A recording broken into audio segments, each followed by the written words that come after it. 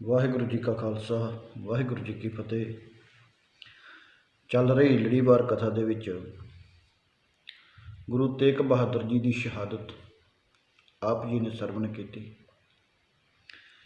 ਸੰਮਤ 1732 12 ਮੱਘਰ ਦਿਨ ਵੀਰਵਾਰ 1675 11 ਨਵੰਬਰ ਨੂੰ ਦੁਨੀਆ ਦੇ ਵਹਿੰਦਿਆਂ ਸ਼੍ਰੀ ਗੁਰੂ ਤੇਗ ਬਹਾਦਰ ਮਹਾਰਾਜ ਜੀ ਦੇ ਸੀਸ ਨੂੰ ਧੜ ਤੋਂ ਜੁਦਾ ਬਾਦਸ਼ਾਹ ਔਰੰਗਜ਼ੇਬ ਦੇ ਹੁਕਮ ਦੇ ਨਾਲ ਕਰ ਦਿੱਤਾ ਗਿਆ। ਭਾਈ ਲੱਖੀ ਸ਼ਾਹ ਵਣਜਾਰਾ ਜਿਹੜਾ ਉਸ ਸਮੇਂ ਦਿੱਲੀ ਦੇ ਵਿੱਚ ਬਹੁਤ ਵੱਡਾ ਠੇਕੇਦਾਰ ਸੀ, ਉਹਨੇ ਸਤਿਗੁਰੂ ਜੀ ਦੇ ਸਰੀਰ ਨੂੰ ਚੁੱਕਿਆ, ਆਪਣੇ ਰੂੰ ਦੇ ਗੱਡਿਆਂ ਦੇ ਵਿੱਚ ਰੱਖਿਆ। ਕਿਉਂਕਿ ਹਨੇਰੀ ਬਹੁਤ ਜ਼ਿਆਦਾ ਸੀ, ਬਲਦਾਂ ਦੇ ਪੈਰਾਂ ਦੇ ਨਾਲ ਰੇਤ ਉੱਡੀ ਤੇ ਸਿਪਾਹੀ ਲਾਂਭੇ ਹੋ ਗਏ। ਇਹਨੇ ਪਾਤਸ਼ਾਹ ਦੇ ਸਰੀਰ ਨੂੰ ਆਪਣੇ ਘਰ ਦੇ ਵਿੱਚ ਲਿਆ ਕੇ ਚਿਖਾ ਬਣਾ ਕੇ ਅੱਗ ਲਾ ਦਿੱਤੀ। ਜਦੋਂ ਲੋਕ ਅੱਗ ਬੁਝਾਉਣ ਵਾਸਤੇ ਆਏ, ਭਾਈ ਲੱਖੀ ਸ਼ਾਹ ਨੇ ਆਖਿਆ, ਭਾਈ ਇਹ ਗੁਰੂ ਦਾ ਭਾਣਾ ਹੈ, ਅੱਗ ਨੂੰ ਨਾ ਬੁਝਾਓ, ਕਿਉਂਕਿ ਹਕੂਮਤ ਦੇ ਸਾਹਮਣੇ ਹਰੇਕ ਵਾਰ ਸੋਚ ਵਿਚਾਰ ਕੇ ਕਰਨਾ ਚਾਹੀਦਾ ਹੈ। ਹੋ ਸਕਦਾ ਸੀ ਬਾਦਸ਼ਾਹ ਔਰੰਗਜ਼ੇਬ ਤੇ ਉਹਦੇ ਸਿਪਾਹੀਆਂ ਨੂੰ ਪਤਾ ਲੱਗ ਜਾਂਦਾ ਤੇ ਸਤਿਗੁਰੂ ਦੇ ਸਰੀਰ ਨੂੰ ਉਸੇ ਤਰ੍ਹਾਂ ਚੁੱਕ ਕੇ ਲੈ ਜਾਂਦੇ। ਇਸ ਵਾਸਤੇ ਭਾਈ ਲੱਖੀ ਸ਼ਾਹ ਵਣਜਾਰੇ ਨੇ ਆਪਣੇ ਘਰ ਨੂੰ ਅੱਗ ਲਾ ਦਿੱਤੀ ਤੇ ਸਤਿਗੁਰੂ ਜੀ ਦੇ ਪਾਵਨ ਸਰੀਰ ਦਾ ਸੰਸਕਾਰ ਕੀਤਾ। ਸੀਸ ਨੂੰ ਭਾਈ ਜੈਤਾ ਜੀ ਜਿਹਦੀ ਇਹ ਡਿਊਟੀ ਸੀ ਕਲਗੀਧਰ ਪਾਤਸ਼ਾਹ ਦੀ ਤਰਫੋਂ ਕਿ ਤੂੰ ਸੀਸ ਲੈ ਕੇ ਪਹੁੰਚਣਾ, ਕਿਉਂਕਿ ਬਾਦਸ਼ਾਹ ਔਰੰਗਜ਼ੇਬ ਨੇ ਇਹ ਐਲਾਨ ਕੀਤਾ ਸੀ ਕਿ ਮੈਂ ਗੁਰੂ ਤੇਗ ਬਹਾਦਰ ਜੀ ਦੇ ਸਰੀਰ ਦੇ 4 ਟੁਕੜੇ ਕਰਕੇ ਦਿੱਲੀ ਦੇ 4 ਗੇਟਾਂ ਦੇ ਉੱਪਰ ਟੰਗਾਂਗਾ, ਤਾਂ ਕਿ ਆਉਣ ਵਾਲੇ ਹਰ ਰਾਹੀ ਨੂੰ ਪਤਾ ਲੱਗ ਸਕੇ ਕਿ ਬਾਦਸ਼ਾਹ ਔਰੰਗਜ਼ੇਬ ਦੇ ਨਾਲ ਟੱਕਰ ਲੈਣ ਦਾ ਮਤਲਬ ਕੀ ਹੈ। ਇਸ ਤਰ੍ਹਾਂ ਭਾਈ ਜੈਤਾ ਜੀ ਨੇ ਵੀਰ ਤੇ ਸ਼ੁੱਕਰਵਾਰ ਦੀ ਰਾਤ ਨੂੰ ਉਸ ਸਰੀਰ ਨੂੰ ਸੀਸ ਨੂੰ ਚੁੱਕਿਆ ਤੇ 12 ਕਿਲੋਮੀਟਰ ਦਾ ਸਫ਼ਰ ਚਾਂਦਨੀ ਚੌਂਕ ਤੋਂ ਰਕਾਬਗੰਜ ਦਾ ਤੈਅ ਕੀਤਾ। ਰਕਾਬਗੰਜ ਤੋਂ ਬਾਗਪਤ ਦੇ ਸਫ਼ਰ ਨੂੰ ਤੈਅ ਕੀਤਾ। ਇਸ ਤਰ੍ਹਾਂ ਭਾਈ ਜੈਤਾ ਜੀ ਰਕਾਬਗੰਜ ਤੋਂ ਇੰਡੀਆ ਗੇਟ, ਮਜਨੂ ਟਿੱਲਾ, ਵਜ਼ੀਰਾਬਾਦ, ਜਗਤਪੁਰ, ਗੋਪਾਲਪੁਰ, ਸਭਾਪੁਰ, ਖਜੂਰੀ, ਕਟਿਆ, ਗੜੀ, ਜਸਗੜੀ, ਲੋਣ, ਪੰਚਲੋਣ, ਮਡੋਲਾ, ਡੰਡਖੇੜੀ, ਹਸਨਪੁਰ, ਮਸੂਰੀ, ਏਕੜਾ, ਮਣੀਕਲਾ, ਕਾਠ, ਪਾਲੀ ਆਦਿਕ ਪਿੰਡਾਂ ਦੇ ਕੋਲ ਦੀ ਹੁੰਦੇ ਹੋਏ 52 ਕਿਲੋਮੀਟਰ ਦਾ ਸਫ਼ਰ ਤੈਅ ਕਰਕੇ 12 ਨਵੰਬਰ ਨੂੰ ਅੰਮ੍ਰਿਤ ਵੇਲੇ ਬਾਗਪਤ ਪਹੁੰਚੇ। ਕੁਝ ਸਮਾਂ ਲਈ ਸ਼ੇਖ ਫਕੀਰ ਹਜ਼ਰਤ ਸ਼ੇਖ ਬਹਲਉਦੀਨ ਦੇ ਪਾਸ ਠਹਿਰੇ। ਫਕੀਰ ਜੀ ਨੇ ਜੋ ਉਹਦੇ ਨਜ਼ਦੀਕ ਉਹਦਾ ਸ਼ਰਧਾ ਵਾਲਾ ਸੀ ਕਿਸ਼ਨਪਾਲ, ਉਹਦੇ ਘਰੋਂ ਲਿਆ ਕੇ ਭਾਈ ਸਾਹਿਬ ਨੂੰ ਪ੍ਰਸ਼ਾਦਾ ਛਕਾਇਆ, ਜਲ ਪਾਣੀ ਛਕਿਆ, ਕੁਝ ਦੇਰ ਆਰਾਮ ਕੀਤਾ। ਫਿਰ 12 ਨਵੰਬਰ 1975 ਈਸਵੀ ਨੂੰ ਸਵੇਰੇ ਉੱਥੋਂ ਚਾਲਾ ਪਾ ਦਿੱਤਾ। ਛੁਸ਼ੀਨਾ, ਨਿਵਾੜਾ, ਦਬੇੜਾ, ਇਹ ਸਾਰੇ ਪਿੰਡ ਯੂਪੀ ਦੇ ਹਨ। ਗੜੂਆ, ਪਲੜਾ, ਪਲੜੀ, ਖੇਵਾੜਾ, ਬਹਾਲਗੜ੍ਹ, ਨੰਗਲ ਖੁਰਦ, ਮੁਰਥਲ, ਦੁੱਤਰੀ, ਲੜਸੋਲੀ, ਬੜੀ ਦੇਹਾ, ਬੱਕਰਪੁਰ, ਪੰਜ ਗੁਜਰਾਨਾ, ਕਲਿਆਣਾ, ਪੈਂਦੀ ਕਲਿਆਣਾ, ਪੌਂਟੀ, ਸਲਾਖਾ, ਕਰਹੰਸ, ਮਰਥਈ, ਢੋਟੀਪੁਰ, ਖਲੇਲਾ, ਪ੍ਰਹਲਾਦਪੁਰ, ਸਵਾਹਾ, ਪਾਣੀਪਤ, ਸ਼ਿਮਲਾ, ਮੌਲਾਨਾ, ਹਰੀਪੁਰ, ਖਾਲਸਾ, ਕੈਮਲਾ ਹਰੀ, ਸਿੰਘਾਪੁਰ, ਕਲਹੇੜੀ, ਬਰਸਤ, ਘਰੌੜਾ, ਬਸਤਾਨਾ, ਮਧਵਾਣਾ, ਕੰਬੋਪੁਰਾ, ਕਰਨਾਲ, ਝੁੰਝੇੜੀ, ਦਾਦੂਪੁਰ,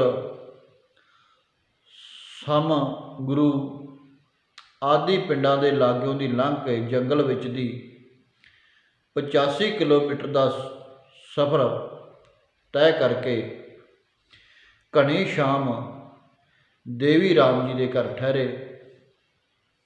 ਕੁਝ ਸਮਾਂ ਆਰਾਮ ਕਰਨ ਤੋਂ ਬਾਅਦ 13 ਨਵੰਬਰ ਨੂੰ ਸਵੇਰੇ ਲਿਜਣ ਖਲੀ, ਬਥਲ, ਅਮੀਨ, ਪਿਪਲੀ, ਬਿਹਾੜਾ, ਬਬੇਨਾ, ਖਾਨਪੁਰ, ਕੌਲੀਆਂ, ਦੁਗਾਲਾ, ਖਰੜ, ਮਹਾਰੌਲੀ, ਕਿਸ਼ਨਗੜ੍ਹ, ਸ਼ਾਹਬਾਦ, ਮਾਰਕੰਡਾ, ਨਵਗਾਉਂ, ਜੈਨਪੁਰ, ਕਲਿਆਣਾ, ਕੇਸਕੀ, ਮੰਡੀ, ਮੋਹਾੜ, ਘਸੀਟਪੁਰ ਆਦਿ ਤੋਂ 63 ਕਿਲੋਮੀਟਰ ਸਫ਼ਰ ਕਰਕੇ ਅੰਬਾਲੇ ਪਹੁੰਚੇ।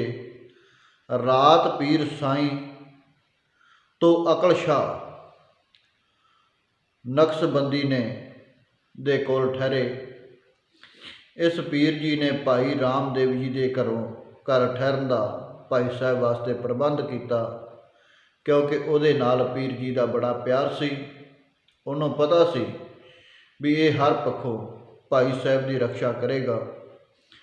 14 ਨਵੰਬਰ ਨੂੰ ਅੰਬਾਲੇ ਤੋਂ ਦੇਵੀ ਨਗਰ, ਘੱਗਰ ਨਦੀ, ਰਾਜਗੜ੍ਹ, ਤਪਾਲਾ, ਬੁਸਾਮਾ, ਪਲੋਰ, ਢੋਈ ਸਾਹਿਬ, ਬੀਸੀ, ਈਸੇ ਖਾਂ, ਕਰਾਲ, ਖਿਜਾਰਗੜ੍ਹ, ਕਨੌੜਾ, ਅਜੀਤਪੁਰ, ਰਾਮਪੁਰ, ਛਾਤਾ ਆਦਿ 31 ਕਿਲੋਮੀਟਰ ਸਫ਼ਰ ਕਰਕੇ ਪੀਰ ਦਰਗਾਹੀ ਸ਼ਾਹ ਦੀ ਕੁਟੀਆ ਨਾਭੇ ਪਹੁੰਚੇ। ਪੀਰ ਜੀ ਭਾਈ ਜੈਤੇ ਜੀ ਨੂੰ ਜਾਣਦੇ ਸਨ।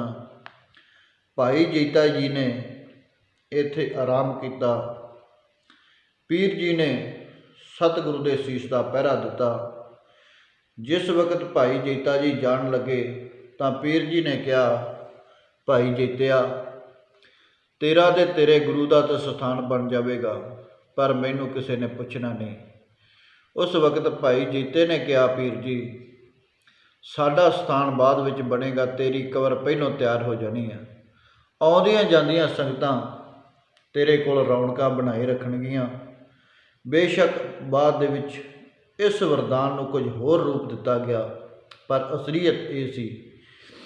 15 ਨਵੰਬਰ ਨੂੰ ਅੰਮ੍ਰਿਤ ਵੇਲੇ ਭਾਈ ਸਾਹਿਬ ਨੇ ਨਾਭੇ ਤੋਂ ਦਿਆਲਪੁਰਾ, ਨਿਹਾੜਾ, ਕੰਡਾਲਾ, ਬੜੈਲ, ਫਤਿਹਪੁਰ, ਮਦਾੜਾ, ਕੰਜਹੇਲੜੀ, ਬਲੌਗੀ, ਬੱਲੋ ਮਾਜਰਾ, ਮੁੰਡੀ ਖਰੜ, ਦਊ ਮਾਜਰਾ, ਸੁਹਾੜਾ, ਲਖਨੌਰ, ਪਡਾਲਾ, ਚਨਾਲੋ, ਬੰਨ ਮਾਜਰਾ, ਚਟੌਲੀ, ਭਾਗੋ ਮਾਜਰਾ, ਚਕਲਾ, ਭਗਵੰਤਪੁਰ, ਰੰਗੀਲਾਪੁਰ, ਕੋਟਲਾ ਨਿਹੰਗ ਖਾਂ, ਖਵਾਸਪੁਰਾ, ਮਲਕਪੁਰ, ਅਹਿਮਦਪੁਰ, ਅਲੀਪੁਰ, ਘਨੌਲੀ, ਸਰਸਾ ਨੰਗਲ, ਭਰਤਗੜ੍ਹ, ਬੰਗਾ ਸਾਹਿਬ, ਕਲਿਆਣਪੁਰ ਆਦਿ ਦੇ ਪਿੰਡਾਂ ਦੇ ਲਾਗਿਓਂ ਦੀ ਲੰਘ ਕੇ 82 ਕਿਲੋਮੀਟਰ ਸਫ਼ਰ ਕਰਕੇ ਬਾਅਦ ਦੁਪਹਿਰ ਕੀਰਤਨਪੁਰ ਸਾਹਿਬ ਪਹੁੰਚੇ।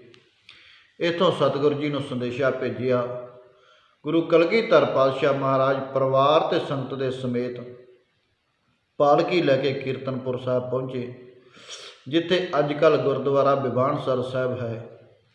ਇਸ ਜਗ੍ਹਾ ਪਾਲਕੀ ਲਿਆ ਕੇ ਰੱਖੀ। ਸਤਿਗੁਰੂ ਜੀ ਦੇ ਪਾਵਨ ਸੀਸ ਨੂੰ ਵਿੱਚ ਰੱਖਿਆ। ਭਾਈ ਜੈਤੇ ਨੂੰ ਛਾਤੀ ਦੇ ਨਾਲ ਲਾ ਕੇ ਪਾਤਸ਼ਾਹ ਨੇ ਕਿਹਾ, ਰਗਰੇਟਾ, ਤੂੰ ਗੁਰੂ ਕਾ ਬੇਟਾ, ਤਨ ਮਨ ਕੀਤਾ ਤੂੰ ਸਿੱਖੀ ਦੀ ਭੇਟਾ। ਆ ਭਾਈ ਜੈਤਿਆ, ਮੈਂ ਤੈਨੂੰ ਆਪਣਾ ਪੁੱਤਰ ਦਾ ਵਰਦਾਨ ਦਿੰਦਾ। ਭਾਈ ਜੈਤਾ ਜੀ ਨੇ ਸਤਿਗੁਰੂ ਦੇ ਚਰਨਾਂ 'ਤੇ ਸੀਸ ਝੁਕਾਇਆ। ਪਾਤਸ਼ਾਹ ਕਹਿੰਦੇ, ਕੋਈ ਦਿੱਲੀ ਦੀ ਗੱਲ ਸੁਣਾ। ਭਾਈ ਜੈਤਾ ਕਹਿਣ ਲੱਗਾ, ਮਹਾਰਾਜ, ਦਿੱਲੀ ਦੇ ਵਿੱਚ ਸਾਡੇ ਸਾਥੀਆਂ ਨੇ ਬੜੇ ਸੁਹਿਰਦ ਹਿਰਦੇ ਦੇ ਨਾਲ ਆਪਣੀਆਂ ਜਾਨਾਂ ਵਾਰੀਆਂ। ਭਾਈ ਸਤੀ ਦਾਸ ਜੀ ਨੂੰ ਰੂੰ ਦੀ ਪਣ ਦੇ ਵਿੱਚ ਬੰਨ੍ਹ ਕੇ ਜਿਉਂਦੇ ਨੂੰ ਅੱਗ ਲਾ ਦਿੱਤੀ ਗਈ। ਉਹਨੇ ਪਰਵਾਹ ਨਹੀਂ ਕੀਤੀ। ਭਾਈ ਮਤੀ ਦਾਸ ਦੇ ਸੀਸ ਤੇ ਆਰਾ ਰੱਖ ਕੇ ਉਹਨੂੰ ਜਿਉਂਦੇ ਨੂੰ ਚੀਰ ਦਿੱਤਾ ਗਿਆ। ਉਹ ਬਾਣੀ ਪੜ੍ਹਦਿਆਂ ਪੜ੍ਹਦਿਆਂ ਸ਼ਹੀਦੀ ਪਾ ਗਿਆ। ਭਾਈ ਦਿਆਲਾ ਜੀ ਨੂੰ ਹੁਕਮ ਦਿੱਤਾ ਬਾਦਸ਼ਾਹ ਨੇ ਵੀ ਜਾਂ ਤਾਂ ਤੂੰ ਇਸਲਾਮ ਧਰਮ ਕਰ ਲਾ, ਪ੍ਰਵਾਨ ਕਰ ਲਾ, ਨਹੀਂ ਤੇ ਤੈਨੂੰ ਪਾਣੀ ਦੀ ਦੇਗ ਦੇ ਵਿੱਚ ਬਿਠਾਲ ਕੇ ਉਬਾਲ ਦਿੱਤਾ ਜਾਵੇਗਾ।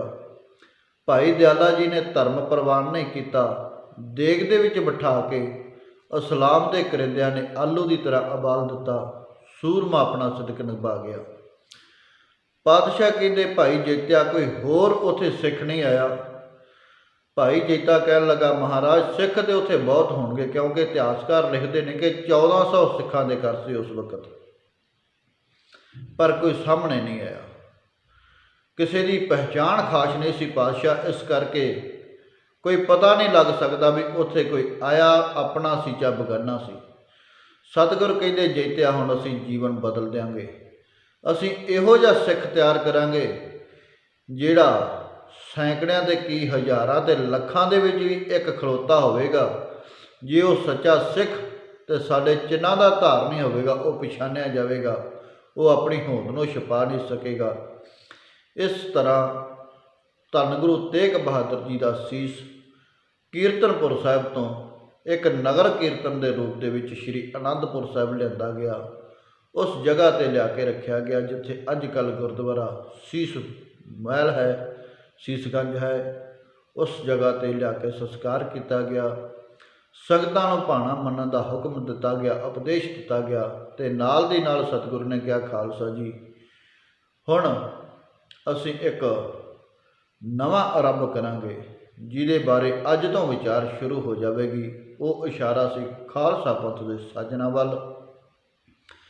ਭਾਈ ਜੇਤੇ ਦੇ ਇਤਿਹਾਸ ਨੂੰ ਬਹੁਤ ਵਿਦਵਾਨਾਂ ਨੇ ਅਣਗੌਲਿਆ ਕੀਤਾ।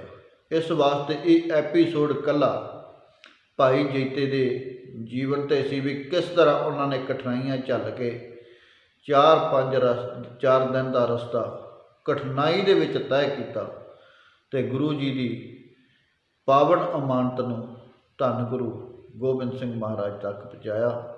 ਇੰਨੀਆਂ ਬੇਨਤੀਆਂ ਪ੍ਰਵਾਨ। ਵਾਹਿਗੁਰੂ ਜੀ ਕਾ ਖਾਲਸਾ, ਵਾਹਿਗੁਰੂ ਜੀ ਕੀ ਫਤਿਹ।